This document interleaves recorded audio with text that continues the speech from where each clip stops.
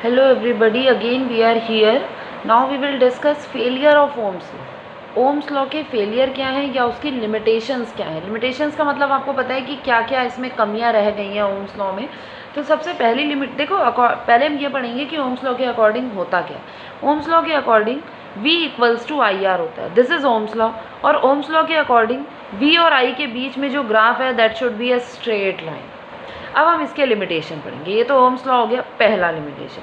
पहला लिमिटेशन क्या है, इसका मतलब हम ये कह रहे हैं ओम्स लॉ के अकॉर्डिंग कि V और I के बीच में जो वेरिएशन है वो लीनियर होना चाहिए. According to Ohm's law the relation between V and I should be linear relation होना चाहिए. इसका पहला जो लिमिटेशन है वो ये है कि जो पोटेंशियल डिफरेंस होता है may vary non linearly with current.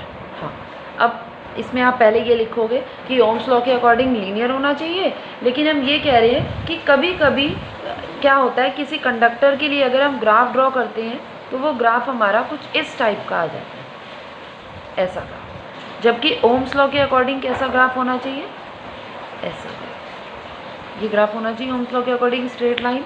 लेकिन आ जाता है हमारा ये ग्राफ. ठीक है, ये होता है करंट के हीटिंग इफेक्ट की वजह से. क्योंकि अगर किसी कंडक्टर में करंट बहुत देर तक फ्लो हो रही है तो वहाँ पर हीट प्रोड्यूस हो जाती है, और हीट प्रोड्यूस होने से टेम्परेचर बढ़ जाता है, और टेम्परेचर बढ़ने से क्या होता है, रेजिस्टेंस बढ़ जाता है. ठीक है, रेजिस्टेंस बढ़ जाता है. देखो आप यहाँ पर रेजिस्टेंस बढ़ गया. तो अब ये तो हो गया तब जब हीटिंग इफेक्ट हो रहा है. लेकिन कुछ कंडक्टर ऐसे होते हैं जहाँ पे टेम्परेचर को कांस्टेंट रखने पर भी रेजिस्टेंस बढ़ जाता है. करंट को बढ़ाते बढ़ाते रेजिस्टेंस अपने आप बढ़ जाता है. तो दिस इज़ द केस. तो अगर एग्जाम में ही आता है तो ये जो ग्राफ है, ये ग्राफ बहुत इंपॉर्टेंट है. ग्राफ आपको बनाना पड़ेगा. आप अगर सिर्फ इतना भी लिख दोगे कि in some conductors the graph is shown like this, कुछ कंडक्टर में ग्राफ ऐसा भी मिलता है तो भी सही हो जाएगा. ठीक है, तो आप क्या लिखोगे, इन some conductors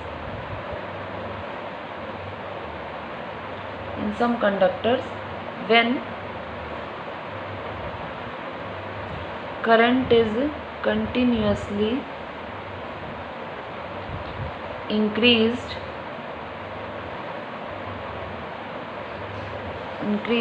heating effect of current is produced. Heating effect is produced, so temperature rises and hence resistance increases. मतलब रेजिस्टेंस बढ़ गया. तो ये ड्रॉबैक हो गया ना ओम्स लॉ का, क्योंकि ओम्स लॉ के अकॉर्डिंग तो रेजिस्टेंस कांस्टेंट रहना चाहिए. तो एक लिमिटेशन तो इसकी ये होगी. ठीक है, कि हर जगह ओम्स लॉ एप्लीकेबल नहीं है. सेकंड जो इसका है, सेकंड में क्या होता है कि जो वेरिएशन है ना करंट का, सेमीकंडक्टर में पढ़ेंगे हम. इन सेमीकंडक्टर, हाँ, सेमीकंडक्टर में देखो जो हमारा ग्राफ आता है ना V और I के बीच में, ये आपने कभी नहीं पढ़ा है सेमीकंडक्टर. अभी आप इसमें इसी 12th क्लास में आप सेकंड बुक में पढ़ोगे सेमीकंडक्टर. तो इस टाइप का ग्राफ आता है हमारे पास, ये वाला ग्राफ. ठीक है, ये हमारा V है और ये हमारा I है. तो इसमें क्या है, देखो आपने देखा कि दोनों जो ग्राफ हैं, जो इसमें आपने देखा नेगेटिव है, इसको हम बोलते हैं फॉरवर्ड बाइसिंग. फॉरवर्ड बाइसिंग, इसको हम बोलते हैं रिवर्स बाइसिंग.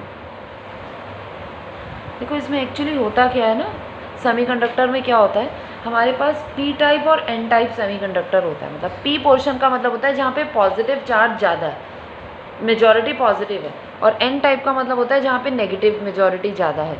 तो इसमें क्या होता है, फॉरवर्ड बाइसिंग में हम क्या करते हैं, पॉजिटिव को बैटरी के पॉजिटिव टर्मिनल से जोड़ देते हैं. ठीक है, और नेगेटिव को नेगेटिव टर्मिनल से. रिवर्स बाइसिंग में क्या करते हैं, हम पॉजिटिव को नेगेटिव से जोड़ देते हैं और नेगेटिव को पॉजिटिव से जोड़ देते हैं. तो इन दोनों केसेस में जो VI ग्राफ है वो ये है. VI ग्राफ ऐसा आ रहा है, फॉरवर्ड में भी ऐसा आ रहा है, रिवर्स में भी मतलब दोनों में ही ओम्स लॉ फॉलो नहीं हो रहा है. तो आप क्या लिख दोगे, Ohm's law is failed in semiconductor. Semiconductor में ये पूरा फेल है.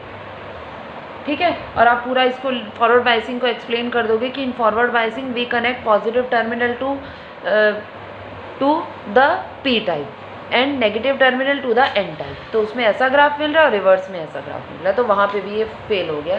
तो these are 2 limitations of Ohm's. ये ओम्स लॉ की 2 लिमिटेशंस हो गई, ठीक है। ये आपको अच्छे से पढ़नी है और ये बहुत इंपॉर्टेंट है, एग्जाम में आती हैं, अक्सर आती हैं एग्जाम में।